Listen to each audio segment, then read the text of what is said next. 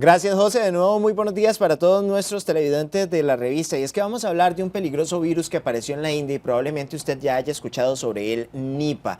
Se trata de un virus que aparentemente es 70% de letalidad. Imagínense lo peligroso que puede ser. Y es que ya organizaciones como la Mundial de la Salud pues trabajan en todo este tema. La preocupación es tal que se encuentra en la lista de enfermedades prioritarias de la OMS. Podría llegar a Costa Rica. Abordamos este tema con el médico investigador de la Universidad Hispanoamericana, Roberto Salvatierra. Doctor, muchísimas gracias por acompañarnos. Muy buenos Muchas días. gracias, muy buenos días, Sergio. Doctor, ¿por qué Nipah despierta tanto interés y tanta preocupación?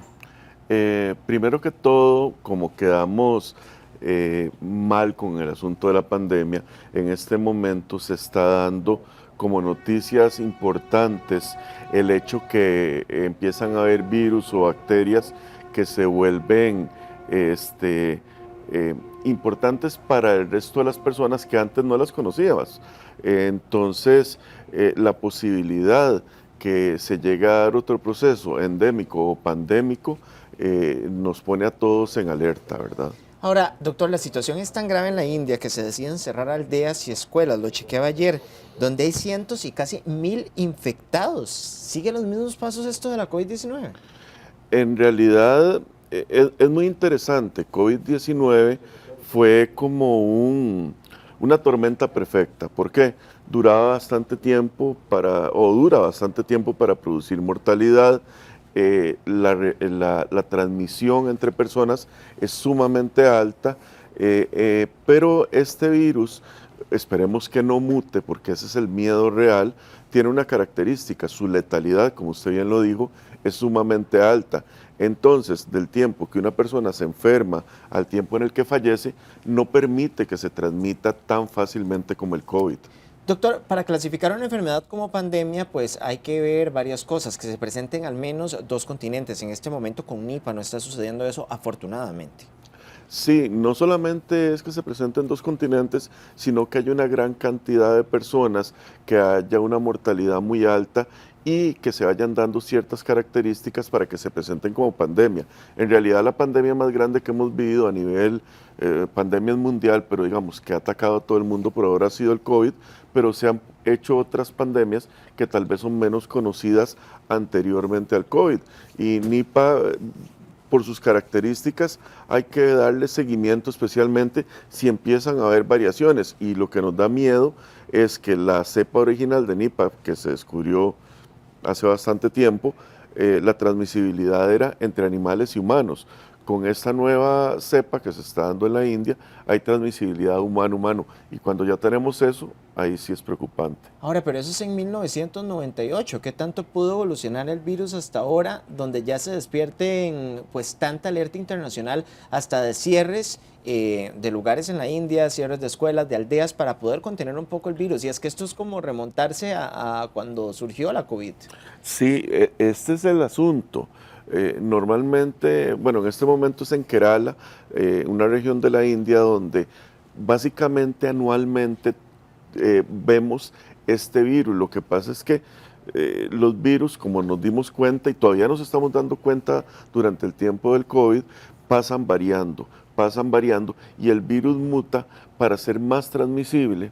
Eso es sumamente peligroso y muchas veces incluso baja su letalidad para mantenerse más tiempo en las personas.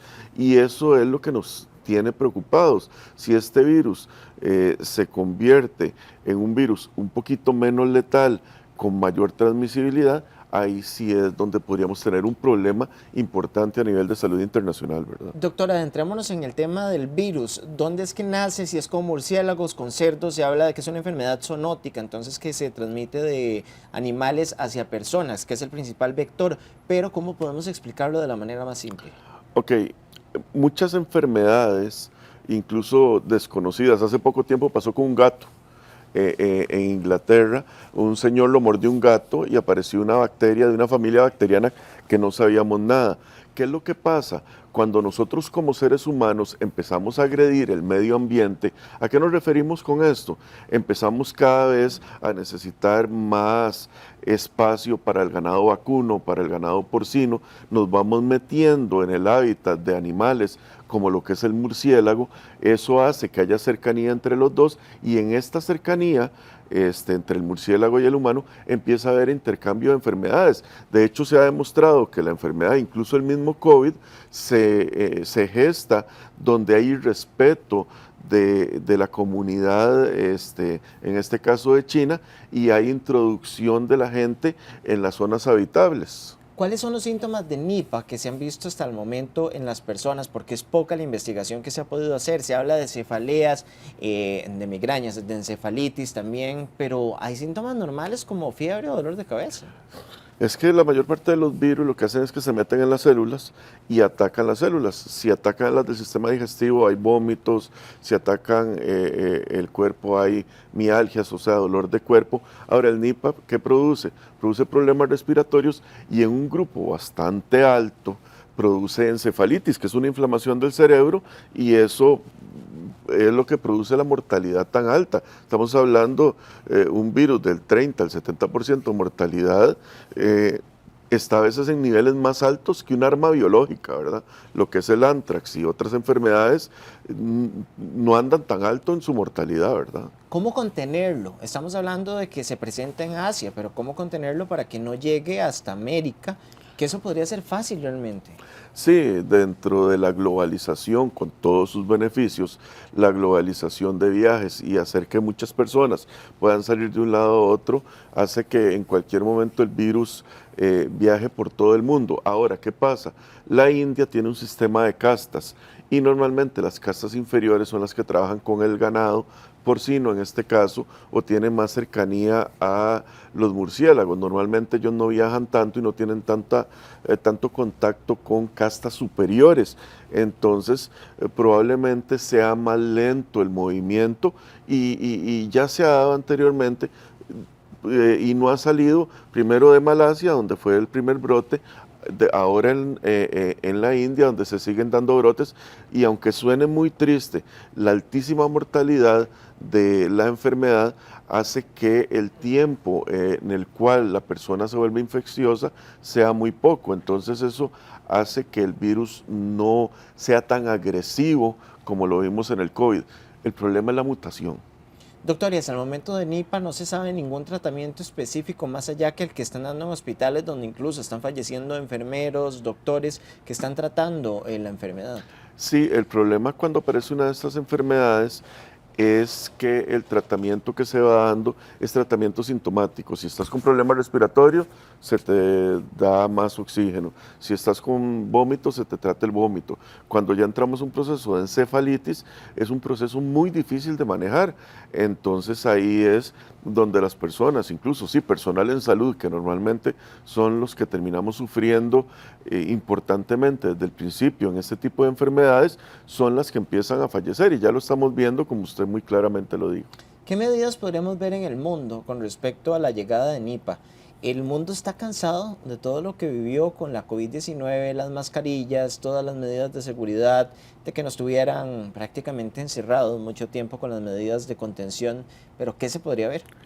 ¿Qué podríamos esperar? Bueno, lamentablemente la transmisión se da por gotas nuevamente, entonces habría que volver a utilizar mascarilla, habría que volver a aumentar la higiene y esas son medidas universales. Las medidas higiénicas son universales para el tratamiento de las enfermedades infectocontagiosas que no se transmiten por mosquito. Entonces estas que la transmisión ya existe entre persona y persona, de ahí hay que tener cuidado con la saliva, con el estornudo, con cualquier líquido corporal. Si bien es cierto, estamos en este momento, la comunidad científica estudiando a ver qué es lo que está pasando, nosotros todavía estamos en pañales porque a pesar de que ha sido cíclico, en los lugares donde se ha dado son lugares pobres, donde no se ha tenido en realidad el dinero para hacer el estudio.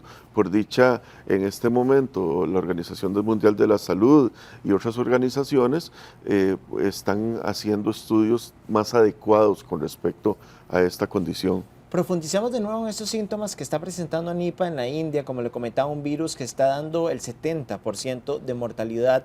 Se registran al menos 1000 casos, sin embargo no se tienen cuantificados cuántas personas pueden haber fallecido luego de este contagio, del brote que se está dando en este momento. La enfermedad surge en 1998, pero como lo dice el doctor Roberto Salvatierra, médico investigador de la Universidad Hispanoamericana, muchas veces los virus mutan y ahí es donde está el problema, doctor, los síntomas. Sintomatología, depende de dónde ataque. Casi siempre va a ser problemas gástricos, problemas musculares, se complican con problemas respiratorios y por último la encefalitis, que es esa inflamación del cerebro donde ya la persona normalmente entra en coma, empieza a desvariar y empieza un proceso que es de difícil reversibilidad. De hecho, estamos hablando que en el 2021 hubo un brote y solo 300 personas tuvieron la enfermedad, de las cuales murieron 100, o sea, estamos hablando de una mortalidad del 30%. Se lo pongo así. La mortalidad del COVID, que vimos cualquier cantidad de fallecidos a nivel mundial, era del 0.8 al 1.2% aproximadamente. O sea, estamos hablando de una enfermedad de casi 28% más mortalidad, más letalidad que el COVID. O sea, no es así nomás, o sea, es sumamente agresiva por el proceso de encefalitis que produce. Doctor, ¿cómo debería reaccionar un país en caso de que se presente? Porque es probable que se presente un caso de Nipah en algún país de América o de Europa. ¿Cómo debería reaccionar con medidas de contención cuando se presente el caso? Cerrando fronteras. Otra vez, lamentablemente. ¿Pero podríamos estar expuestos a eso? No sé si vamos a estar expuestos porque, como te digo, hay una ciclicidad. Durante muchos años ya hemos visto el Nipah donde ha surgido en otros lugares del mundo principal. Primero un inicio en Malasia. Los casos de Malasia solamente eran de animal a humano, principalmente cerdos. Se quitaron los casos en Malasia, entró a la India, pero en la India entró una variación genética del virus y eso no solamente era de los cerdos al humano, sino que empezó de humano a humano. Ahora, ¿qué pasa? Si seguimos viendo una transmisibilidad, no sé si te acordás de lo que era el RT, el índice de transmisibilidad, claro, que todos oíamos durante el tiempo del COVID. Si esto sigue aumentando y hay más facilidad de transmisión entre las personas, sí va a ser necesario tomar algunos grados de restricción de viaje a nivel internacional, aunque nos duela mucho, porque ya nos dimos cuenta cómo en cuestión, me acuerdo de estar viendo a principio del 2020, cuando empezábamos a darle seguimiento al COVID y decíamos, bueno, ¿en qué momento irá a llegar a Costa Rica? Y después de eso tuvimos el primer caso, el ginecólogo que nos lo trajo y se propagó como un reguero de pólvora y todavía lo tenemos y todavía hay gente falleciendo por COVID, ¿verdad? Doctor, revisando datos de transmisión, generalmente se dan por saliva, pero también por contacto sanguíneo. Entonces estamos hablando de un virus con alta transmisibilidad también, que hay que seguirle a esto. En realidad en este momento no hay cálculos del RT. Que yo conozca por lo menos, habría que sentarnos a ver cuántas personas tienen. El índice de reproducción es muy sencillo. Si hoy tenemos una persona y mañana tenemos dos, tenemos un RT de 2 y tendríamos que calcularlo. Lo que pasa es que sí nos estamos dando cuenta que en este brote específicamente pareciera que el índice de reproducción se está volviendo muy alto, cosa que nos asusta porque probablemente ellos estén tomando medidas conocidas que ya se manejaban por medio del COVID y no sabemos exactamente qué es lo que se está dando. Doctor, ¿y la letalidad que tiene el virus de ese 70% no podría ser por las condiciones en las que está la India? Tenemos que recordar que pues, Costa Rica, por ejemplo, es un país sumamente, ¿cómo decirlo de la mejor manera? Cuidadoso en materias de asepsia. Sabemos que en India no es tanto. Sí, en realidad puede ser que eso afecte la transmisibilidad, pero no la letalidad. ¿Por qué? Hemos visto personas de todo tipo, digamos, cuando veíamos el COVID al principio, de un solo tiro decíamos, está afectando y está matando a mucho adulto mayor con comorbilidades, pero estamos viendo que este virus está afectando o ha afectado a personas sin comorbilidades, a gente joven, a gente adulta, a gente vieja, ¿Y qué es lo que podemos deducir con esto? Bueno, que no solamente las medidas higiénicas, sino que el tratamiento en este momento no lo conocemos y llegamos a puntos en el que, como lo que nos pasó en el COVID, al principio del COVID, nosotros no sabíamos. Me acuerdo cuando existía la especulación que decían que la ivermectina iba a servir, que después de eso decían que incluso la metformina ayudaba. Después nos dimos cuenta que no, que eso no hacía absolutamente nada, que había que ponerse esteroides. Después pensábamos que el problema era solamente el respiratorio. Después nos dimos cuenta que era una cascada inflamatoria. O sea, el proceso de investigación para entender este tipo de enfermedades es un proceso arduo y lento. Y como yo lo dije muchas veces en el tiempo del COVID, lo que pedíamos era tiempo para entender la enfermedad, para que nos dieran herramientas para luchar. Lo bueno de esta enfermedad es que como se viene estudiando hace algún tiempo, se conoce un poco más que el COVID. Doctor, está clasificado como patógeno de grupo riesgo 4, BSL4. ¿Qué quiere decir eso para la Organización Mundial de la Salud? Porque hay enfermedades que aparecen y de pronto las vemos que se desaparecen. El miedo aquí es que se haga pandémica. Sí, cuando tenemos una enfermedad, hay niveles de qué tan peligroso y qué tan infectante la enfermedad. Ahí lo que estamos viendo es que es bastante peligroso, como ya usted lo dijo, la tasa de letalidad. Y nada más por resumir, la letalidad es cuántas personas que tengan una enfermedad fallecen por esta enfermedad. Es una tasa de letalidad, como te digo, a nivel de ataque biológico. De hecho, tenemos enfermedades que se utilizan en laboratorios de alto grado y se cuidan porque pueden servir para ataques biológicos, pero pocas son tan agresivas en la letalidad como estamos viendo con este virus. Así que ha sido un virus de importancia y nuevamente, si él muta, no sabemos qué va a pasar, ¿verdad? Doctor, expliquemos en el tema de un virus. ¿Cómo puede ser el cambio que se puede dar? Compañeros, les voy a pedir que si nos pueden poner imágenes en este momento para poner la pantalla touch para que el doctor nos pueda explicar en ese sentido cómo puede ser un virus y las espículas y todo este tema que interesa muchísimo pues de ver, doctor, porque un virus se forma y desde ahí se van haciendo pues todas las espículas, se van haciendo cambios. Permítame nada más cargarle la pantalla touch mientras usted nos explica de esta situación. Ok, en realidad lo que se va dando con los virus es que muchos de ellos van a tener una base. Esta base que es, simple y sencillamente, es algo que el virus no va a variar. Después de eso, dependiendo del virus, hay partes que son como los puntos de entrada que se van dando adentro de las células y estos puntos de entrada empiezan a tener microvariaciones, los cuales mejoran la disposición del virus de entrar a las células y atacan de una forma más efectiva. Esto lo fuimos viendo con problemas con respecto al COVID, donde ha ido variando y la efectividad de entrada del mismo a nivel de la célula, no solamente por el receptor de ARA2, que fue la primera entrada, sino que cada vez se vuelve más efectivo. ¿Y eso qué es lo que podemos decir? En realidad son como llaves. Al principio costaba más empujar la llave dentro de dentro del cerrojo celular, pero cada vez esta llave fue variando, fue mejorando, fue cambiando un montón de cosas y en este momento ese cerrojo celular simple y sencillamente se volvió una llave que entra perfectamente bien dentro de la célula y eso fue lo que aumentó la tasa RT tan importantemente y ha producido los cambios importantes que estamos viendo en el aumento del RT y los cambios que se van dando. Por dicha, la base del virus no ha variado mucho y por eso es tan importante la vacuna bivalente, porque la vacuna bivalente no solamente ataca la espiga, sino que también ataca la forma básica del virus, que en realidad es la parte que no ha variado en ningún momento desde que lo conocemos. Entonces esto nos ha dicho y nos ayuda a que con vacuna bivalente, podamos mantenernos adecuadamente sin una problemática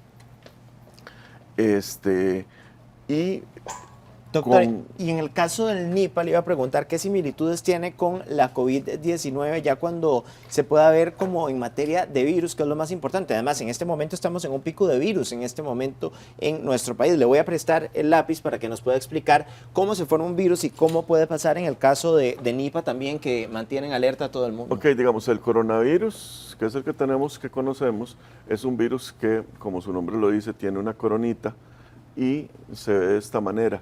Ok, estos puntitos son las espigas que cuando tenemos una célula, digamos, aquí tenemos una célula como la de nosotros, pongamos la mitocondria y el núcleo celular y no sé, el aparato de Golgi, todo eso. Aquí él viene, se mete aquí y ataca en receptores que se van a encontrar en la pared. El virus que tenemos ahora va a tener otros procesos de entrada donde algunas veces incluso se separa pedacitos y esos pedacitos se van metiendo aquí. Entonces la entrada de este virus es una entrada más en forma de llave. En cambio en vamos a tener que va entrando por pedacitos y se mete aquí. Una vez que se mete, digamos en la célula, ¿cómo se limpia?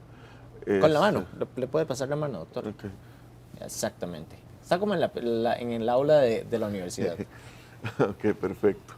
Entonces, lo que pasa con los virus es que aquí ya, digamos, tenemos la célula. Ajá. Una vez que tenemos la célula... No se preocupe, ahí está. Una vez que tenemos la célula, mucha gente tal vez a veces no entiende, tenemos aquí esto y tenemos todo un aparato que produce proteínas. Y ahí viene una cosa muy interesante con respecto a los virus. Los virus ni siquiera sabemos si están vivos. Siempre ha habido una pelea a nivel internacional donde preguntamos si el virus está vivo o el virus está muerto. Porque él entra a la célula, una vez que entra a la célula, él le dice a todo el sistema de producción de proteínas, le dice, necesito que generen proteínas nuevas y estas proteínas son exactamente igual al virus. Él se va llenando de virus, se va llenando de virus, se va llenando de virus y esto hace en un momento dado que la célula explote, en realidad, que eso es lo que termina pasando, y termina liberando copias del virus, y estas copias virales son las que infectan las células alrededor, y una vez que esto pasa, también se van por los fluidos corporales, y todo esto termina atacando todo el sistema celular del cuerpo, pero también termina saliendo, digamos, por los mocos, por la tos, por las gotas que podemos ver al estornudar y demás, ¿verdad? Doctor, pero la gente, inclusive mi generación, creo que cansados es la palabra de virus tan letales que hemos tenido y ahora estamos viendo de hecho un pico de infecciones respiratorias en el país. ¿Por qué los virus cada vez se están haciendo más fuertes? El asunto es puede ser que los virus no se estén haciendo pero tan fuertes, sino que también estamos viendo una característica interesante. Antes los virus tenían una ciclicidad y un movimiento completamente conocido. Entonces incluso era muy interesante, o es muy interesante porque, digamos, la vacuna contra la influenza es la vacuna que nosotros tenemos porque el virus que vimos en el sur del planeta va a ser el que vamos a tener en el norte, y después el nuevo que sale en el norte es el que vacuna el sur, entonces siempre estamos en eso. ¿Qué pasó? Lamentablemente, cuando entró el COVID, muchos de los esquemas que conocíamos y el movimiento de los virus a nivel internacional varió. No solamente varió, sino que el ataque que se fue dando cambió por completo y nos hemos dado cuenta que las variaciones se están volviendo más agresivas. ¿Por qué? Puede ser que los sistemas inmunológicos de las personas hayan caído o el virus, a pesar de que no sabemos, no está vivo, va a hacer esto. Digamos, aquí viene y vea lo que decíamos ahora, se produce una replicación. Pongámoslo en rojo si quiere para verlo más fácil. Se produce una replicación de un virus y este virus puede ser que venga con un error genético. Y ese error genético nos va a costar caro a nosotros. Es que ese es el asunto. De los errores genéticos, al igual que como ya lo sabemos por Darwin, hay unos que no van a servir. Hay unos que se van a volver más efectivos, se van a volver más letales, se van a volver más transmisibles. Es como un asunto igual que si estuviéramos hablando de animales. A unos animales les van a salir garras, a otros les van a salir dientes, y todo eso le va a dar un arsenal con el cual nos van a atacar cada vez más efectivamente. Y no solamente esto, el virus, sino que pensémoslo así, tenemos una célula que está infectada del virus y ¿qué pasa? Si la persona fallece muy rápidamente, el virus no se replica tanto. Entonces, parte de lo que hace el virus, casi que casi no por selección natural, es que hacer que esta persona se mantenga viva más tiempo. Ahora, doctor, ¿qué tomar? ¿Cómo protegerme? ¿Cómo subo las defensas? Porque eso es lo que siempre queríamos y la pregunta que hacíamos en COVID, la pregunta milagrosa, y quien la descubra creo que se gana $1.000.000. Pero ¿cómo podemos proteger nuestras defensas frente a todas estas amenazas respiratorias que tenemos en este momento también? Mira, en este momento que tenemos una emergencia en salud a nivel nacional con respecto a la cantidad de niños que están enfermos en el Hospital Nacional de Niños con una ocupación sumamente importante, ya con una alerta sanitaria a nivel nacional, ¿qué es lo que deberíamos de hacer? Bueno, número uno, y nuevamente recurro a tu conocimiento, nosotros sabemos perfectamente bien que la alimentación es la base de la protección en las personas. Tener una buena alimentación, como te lo digo, probablemente tú lo sabes mejor que yo, consumir vitamina D, consumir zinc, consumir calcio, tener buenos niveles de electrolitos, buenos niveles proteicos, todo esto ayuda a que la persona tenga la energía y los bloques moleculares para que mejoren su sistema inmunológico. Entonces, esto va a ser lo básico en cualquier persona. Cambios en el estilo de vida, ejercicio, dejar el fumado, etcétera. ¿Una hemoglobina alta, doctor, nos puede decir que una persona está libre y protegida contra muchos virus? En realidad es interesante. Nosotros tenemos 3 líneas celulares en el cuerpo. Las plaquetas, que son las que nos hacen los granillos cuando estamos sangrando, la hemoglobina, que es lo que transporta el oxígeno y nos ayuda a oxigenarnos bien, y la línea importante para la defensa es la línea de los glóbulos blancos, que los leucocitos y todo esto. Entonces, lo que necesitamos ver es que la persona tenga un buen sistema leucocitario para que tenga defensas. ¿Eso cómo lo podemos hacer? Simple y sencillamente con un hemograma nos va a decir, tenés tantos monocitos, tantos eosinófilos, tantos leucocitos, y ese es el sistema de defensa del cuerpo. Esos son nuestros soldaditos. No son muchos, pero sí son muy, muy efectivos. Doctor, yo creo que quedan pues respondidas muchísimas dudas a causa de este virus. Esperemos que no pase a más, pero la gente por supuesto que tiene muchas interrogantes. No queremos vivir lo mismo que tuvimos. Creo que tenemos el ejemplo de las medidas necesarias, que es lo más importante: lavado de manos, cuidarnos y más frente al pico de infecciones respiratorias. Ayer hablaba de eso con la ministra de Salud. Sí, es muy, muy importante que nosotros tomemos conciencias que la salud no solamente está en manos del Ministerio de Salud, no solamente está en manos de los médicos, sino históricamente, desde el tiempo de los griegos, una de las bases de la salud es una de las hijas de Esculapio, que es el dios de la salud, y es Higea, es higiene. La higiene es la base de la salud. Y hace poco estuvimos viendo brotes de hepatitis A. Lamentablemente la hepatitis A es simple y sencillamente por no tener buena higiene al manipular los alimentos. Muchas diarreas se evitan lavándose las manos. O sea, y ya lo vimos durante la pandemia, casi no habían diarreas, casi no había influenza, casi no había un montón de cosas. Entonces la población en general tiene que entender que la higiene es la base para evitar las enfermedades infectocontagiosas. Doctor Roberto Salvatierra, médico de la Universidad Hispanoamericana, le agradezco muchísimo toda esta amplia explicación y su amplio conocimiento por compartirlo y explicarlo de la mejor manera. Muchísimas gracias, Sergio. Muy buenos días. Vamos a continuar con más. Fabiola Herra ya está lista con otra entrevista también muy interesante. Adelante.